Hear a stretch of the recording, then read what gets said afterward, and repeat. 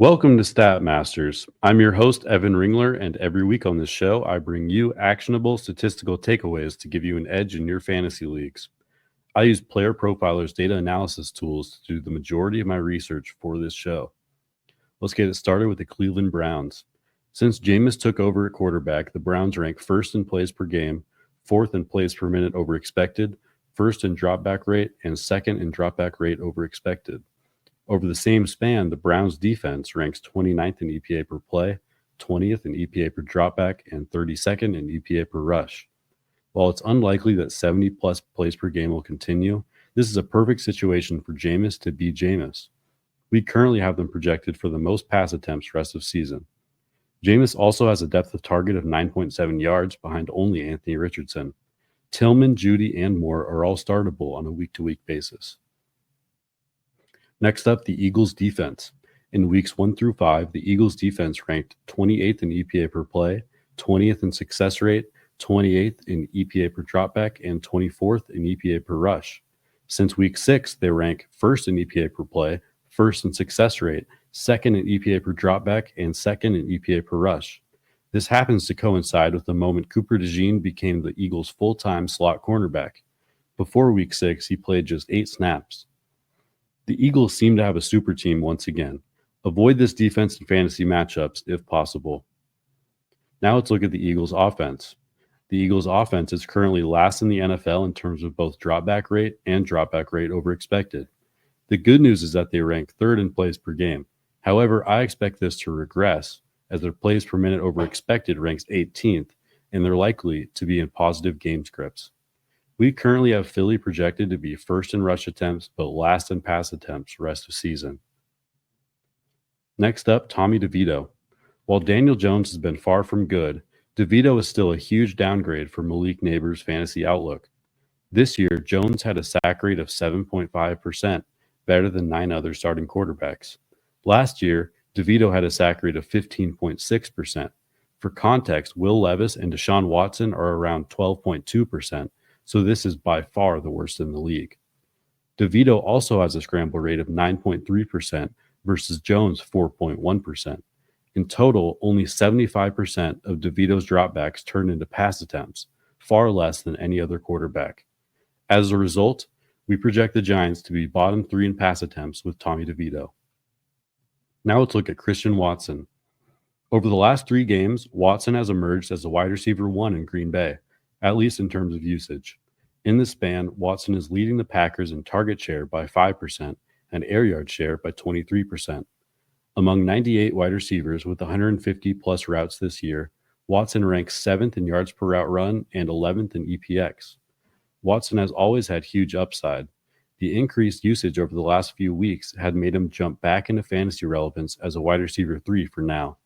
It's hard to trust these Packers wide receivers on a consistent basis, but I'm still comfortable rolling out Reed and Watson most weeks as they're the ones with real upside.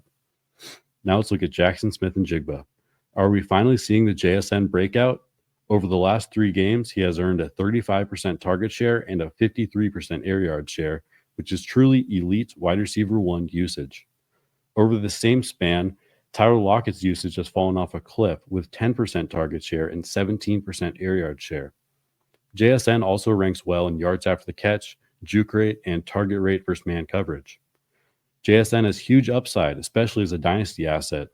While he has been used more of a Wan'Dale Robinson type role for the majority of his pro career, I see him as more of an Amon-Ra St. Brown type of slot wide receiver. We've already seen glimpses of his ability to work downfield, and his hands are already elite. Jaxon Smith-Njigba will be a top 20 wide receiver rest of season. Now let's go to a quick word from the Podfather.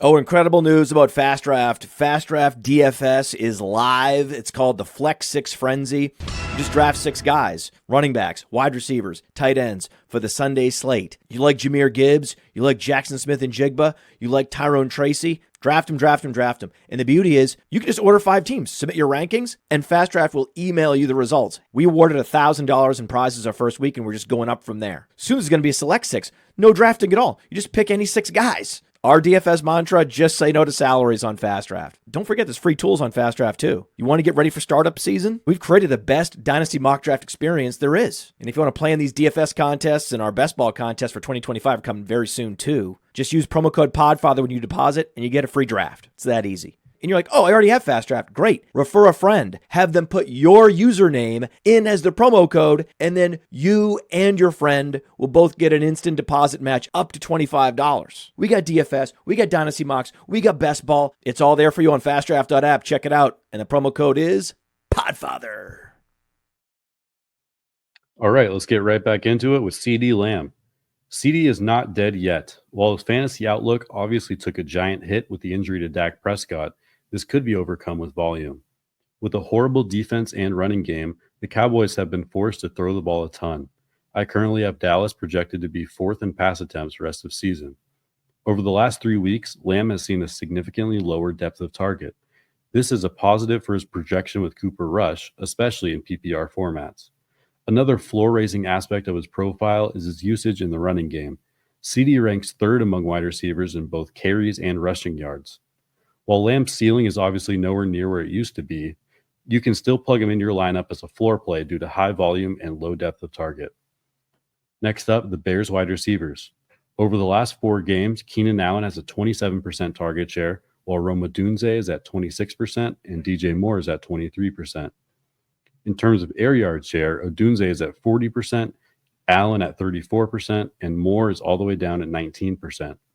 While Allen has had great usage recently, he is still last in points per game over this span and the whole season. Despite DJ Moore's poor usage, I will continue to rank him as the Bears wide receiver 1, as his elite yards after the catch ability can turn any target into a house call. Odunze is a close second, as his downfield ability also gives him similar upside to Moore, albeit with a lower floor. Keenan Allen is a distant third in this offense. Next up, Xavier Worthy. These are the only players to run more routes than Worthy with a lower yards per route run. Andre Yosibas, Trey Tucker, Elijah Moore, and Jalen Tolbert. In terms of target share, the same 4 players plus DeMarcus Robinson are the only ones performing worse than Xavier Worthy. It's not looking good for Worthy in his rookie campaign. That being said, he does have 449 unrealized air yards, as Mahomes has had trouble connecting with Worthy downfield. It's not totally over, but the alarm bells are ringing quite loudly. I would get out in Dynasty. Now let's look at Christian McCaffrey. CMC's fantasy production has not been up to his usual standard since his return. However, I still have him as the clear RB1 this week and rest of season. Over his 2 games, CMC has played 91% of the snaps, seen 89% of San Fran's running back carries, and has earned a 20% target share. This is peak McCaffrey usage. He scored 15.7 points per game, but his expected points per game is all the way up at 19.6. Another positive for McCaffrey is that the 49ers will be fighting for a playoff spot. I don't expect any load management for CMC, barring a setback. Now let's look at the Chiefs' backfield.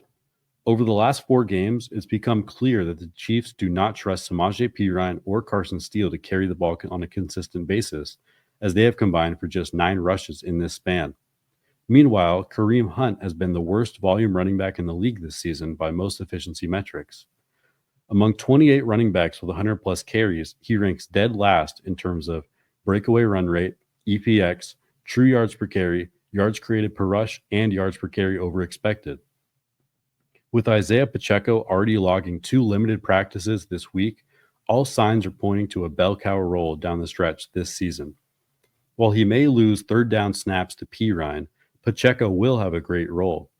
Kareem Hunt is averaging 19 expected points per game, so a league-winning stretch is in play for Pacheco. Let's take another look at the receiving EPX leaderboard. These are the most explosive wide receivers in the league per Player Profiler's EPX metric. We have George Pickens, Jameson Williams, Jaden Reed, Darnell Mooney, and Justin Jefferson. These players are excelling in terms of both explosive plays and explosive rate. One interesting takeaway is Jaden Reed, who is the only player in the top 15 to have a slot rate above 50%. Creating explosives from the slot is a rare trait. And these are the least explosive wide receivers in the league based on EPX.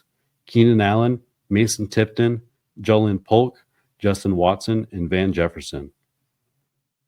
And lastly, let's look at Kenneth Walke. After averaging 22.3 points per game over the first 5 games, Walke has dropped to 12 points per game over the last 3. There are 2 reasons for this: target share and run blocking. In weeks 1 through 7, Walke had a 14% target share on 51% routes. Over the last 3 games, he has an 11% target share on 55% routes. So despite running more routes, his target share has fallen recently, but just by a bit. I think we can attribute this to standard variance. His real target share is probably somewhere in the middle. The larger concern is the Seahawks' horrible run blocking. Currently, Seattle ranks dead last in run blocking rating and yards before contact per attempt, while also ranking 28th in stuffed run rate. This environment is simply not suitable for consistently elite production from Kenneth Walke. He remains a high ceiling, low floor RB2. Thanks for joining me this week on StatMasters, and I'll see you again next week for more actionable statistical takeaways. Hey, I want to thank you for being part of this broadcast. If you have any thoughts on it, leave a comment. If you enjoyed it, make sure you leave a like. And if you want to see more shows on the Player Profiler channel, subscribe to it. That's how we know you want more.